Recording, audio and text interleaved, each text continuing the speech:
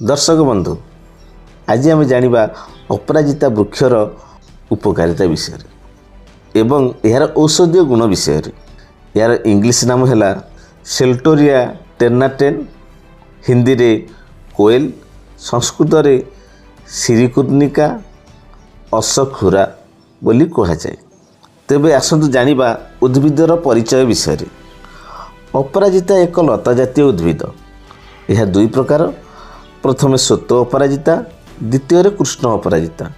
यार पत्र सजाना पत्र परी, फूल देखा सीम फूल परी, यार फल देखा कोलथ छुई परी। पूजा आराधना रे यार फूल व्यवहृत होता है। ये उद्भिदर चेर, पत्र, फूल, फल, मंजी औषधीय रूपे व्यवहार होता है।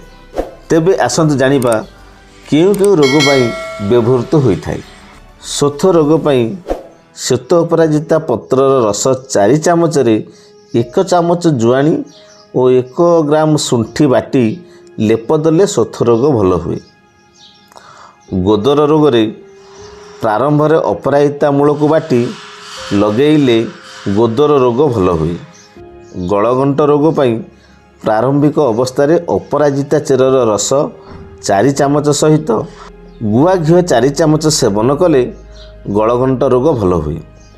शूल बा पेट व्यथा पाई 5 ग्राम अपराजिता चेर को बाटी ता सह 1 चामच मुहु मिसाई सेवन कले अल्प दिन भितर शूल रोग निवारित हुए।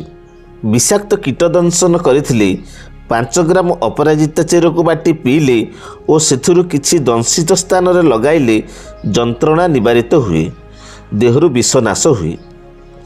व्रण पाई धला अपराजिता पत्रर फूल, फल, चेर, लटा और मूल को सुखाई निआरे पोड़ी पाउंस करिवो। सेई पाउंसरु 1 बा 2 ग्राम नहीं लोहुणी रे फेंटी नियमित मुहरे लगाइले 1 मास भितर मुहरु व्रण निवारित हुए। कर्णमूल घा होइथिले अपराजिता मूल को बाटी ताकू गुआ घीरे रांधी पिलांक कर्णमूल घारे लगाइले भल होइथाए।